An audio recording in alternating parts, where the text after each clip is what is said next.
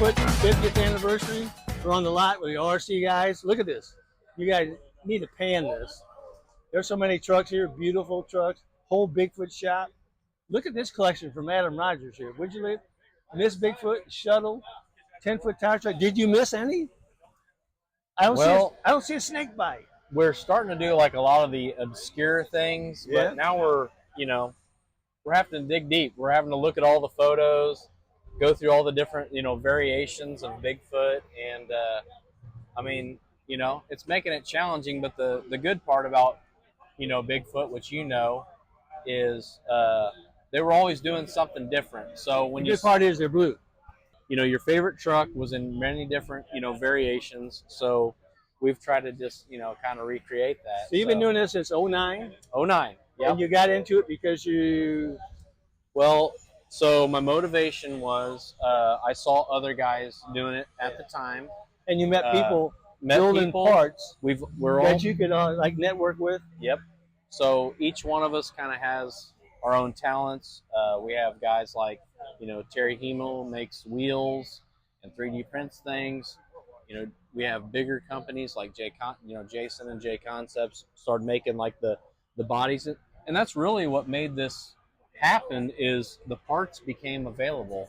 And a lot of that attributed to 3D printing.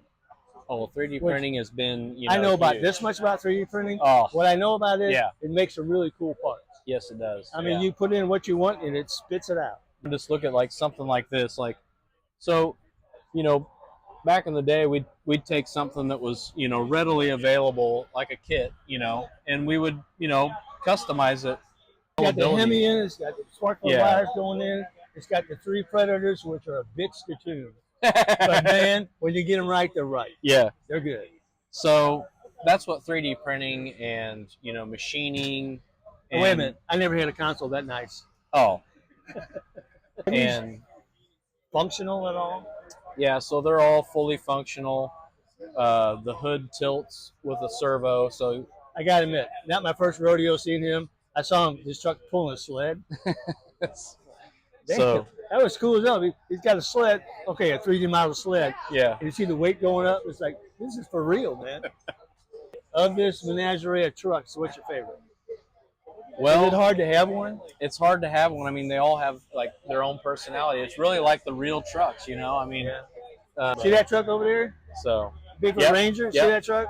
That truck would try to kill you every time you got in it. I drove all these monster trucks, and every one of them loved them. That one would make my butt go whoop. And it was a terror. Oh yeah. Power to weight ratio, the power was amazing. Yeah.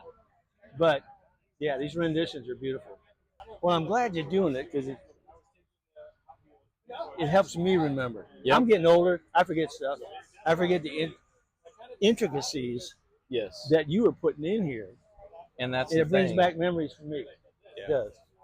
I mean, and they really are. I was talking to Army Armstrong earlier today, and I made like it just came out, and I said, it really is kind of like a little time machine. And he said, that's exactly right. That's what it is, That's my feeling. It takes, like I see, like the Hemi, the way, the detail takes you back. And I burned my hand there, and I burned my hand there, and I cracked my head right here. Yeah. Memory. So, Adam, great. Thanks a lot. Hey, thanks for bringing them out here and showing it to us. Thank you for coming out, checking it out again. I come by here every year. You know that. Right on. We're going to keep doing it.